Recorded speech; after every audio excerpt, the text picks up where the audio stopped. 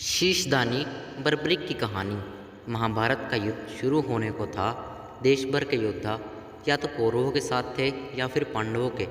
इसी बीच महाबली भीम के पुत्र बर्बरीक भी बढ़ रहे थे कुरुक्षेत्र की ओर। श्री कृष्ण को जैसे ही पता चला कि बर्बरीक रणभूमि की तरफ आ रहे हैं तो वह आशंका से घिर उठे। उन्हें डर था कि यह योद्धा कौरवों की सेना के साथ हो जाएगा। बर्बरीक का कौरवों की तरफ से लड़ना यानी पांडवों की हार बेवजह भी नहीं था। श्री कृष्ण का डर अपने पिता घटोत्कच से ज़्यादा मायावी और बलशाली थे। बर्बरीक कर्ण की तरह दानी शक्ति स्वरूपों के अनन्य उपासक।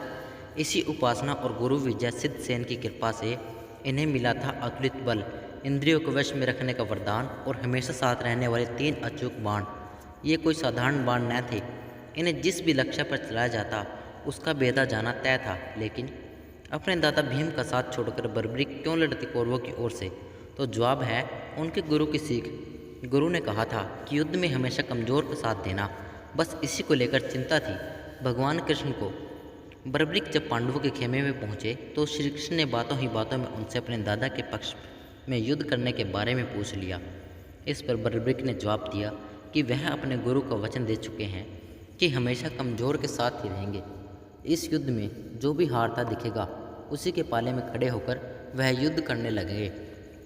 साथ ही उन्होंने अपने 3 बाणों के गुण भी बताए। केवल 2 बाण विशाल से विशाल सेना का खात्मा करने के लिए काफ़ी थे। यह सुनना था कि पांडव खेमे में खलबली मच गई। उन्हें लगा कि अगर कौरव हारने लगे तो बर्बरीक कौरवों की तरफ से युद्ध करने लगेगा। श्री कृष्ण को भी इस बात का भान था। उन्हें पता था कि इस धर्मयुद्ध में अधर्म की हार तय है, यानी कौरव पराजित हो गए। लेकिन जैसे ही बर्बरीक कौरवों को पराजित होता देखेंगे तो अपने प्रण के मुताबिक उनकी ओर से युद्ध में उतर जाएंगे। श्री कृष्ण ने बर्बरीक से पूछा कि वह अगर युद्ध ही न करे तो? इस पर बर्बरीक ने जवाब दिया कि ऐसा नहीं हो सकता। वह योद्धा है और युद्ध तो करेंगे ही। युद्ध गुरु को दिए वचन को भी निभाएंगे। इतना कहकर हुए वह बाहर चले गए। पांडव खेमे में इसके बाद मंत्रणा हुई। तय हुआ कि श्री कृष्ण की इस संकट से उबारने का हल तलाशें। श्री कृष्ण अगले रोज ब्राह्मण वेश में बर्बरीक के पास पहुँचे। तब वह ध्यान में लीन थे। उनके बगल में 3 बाण रखे थे। ब्राह्मण को देखकर बर्बरीक ध्यान मुद्रा से बाहर आए और चरणों में प्रणाम किया। ब्राह्मण ने पूछा, यहाँ पीपल के पेड़ के नीचे ध्यान मुद्रा में बैठे होने का क्या कारण है और तुम कौन हो? बर्बरीक ने उन्हें अपना परिचय देते हुए बताया कि वह युद्ध करने आए हैं। ब्राह्मण ने इस पर कहा, तुम्हारे पास तो केवल 3 बाण हैं, इनके सहारे युद्ध कैसे करोगे? इस पर बर्बरीक ने उन बाणों के अमोघ होने की पूरी कहानी सुनाई। ब्राह्मण ने पीपल के पेड़ की तरफ उंगली दिखाते हुए कहा, मान लो यह पीपल का पेड़ एक विशाल सेना है और इसके सभी पत्ते एक एक सैनिक। कैसे तुम इन बाणों से उन्हें भेदोगे? इस पर बर्बरीक जैसे ही अपने बाणों का चमत्कार दिखाने के लिए धनुष उठाने को मोड़े, श्री कृष्ण ने पीपल का एक पत्ता अपने पैर के नीचे छुपा लिया। बर्बरीक ने अपने धनुष पर एक बाण चढ़ाया और पीपल के पेड़ की तरफ छोड़ दिया। सभी पत्तों पर निशान लग गए।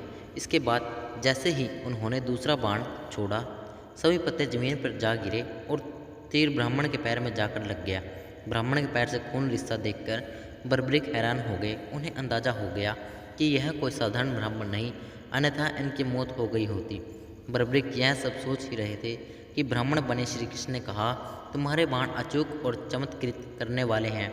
महाबली, क्या इस ब्राह्मण को कुछ और दान नहीं दोगे? बर्बरीक ने कहा, जरूर दूंगा, लेकिन आप मुझे अपने वास्तविक रूप में दर्शन दें। श्री कृष्ण ने जैसे ही अपना रूप दिखाया, बर्बरीक उनके पैरों पर गिर पड़े और बोले, भगवान, जो मांगना हो मांगो। श्री कृष्ण ने उनका शीश मांग लिया। इस पर बर्बरीक ने कहा, लेकिन भगवान, मैं महाभारत का युद्ध देखना चाहता हूँ। मैंने सुना है कि इतना बड़ा युद्ध न तो कभी लड़ा गया और न ही लड़ा जाएगा। यह अवसर मुझसे मत छीनिए। इस पर श्री कृष्ण ने कहा कि धड़ से अलग होने के बाद भी शीश जीवित रहेगा, आंखें सब देख सकेंगी और कान सब सुन सकेंगे। यह सुनते ही बर्बरीक की इच्छा पूरी हो गई और उन्होंने तलवार से अपना शीश काटकर भगवान श्री कृष्ण को दे दिया।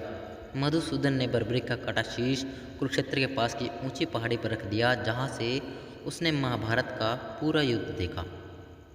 दोस्तों, अगर आपको यह आध्यात्मिक और पौराणिक कथा अच्छी लगी हो तो कृपया चैनल को सब्सक्राइब जरूर करें और अपने दोस्तों के साथ शेयर करें। वीडियो देखने और सब्सक्राइब करने के लिए धन्यवाद।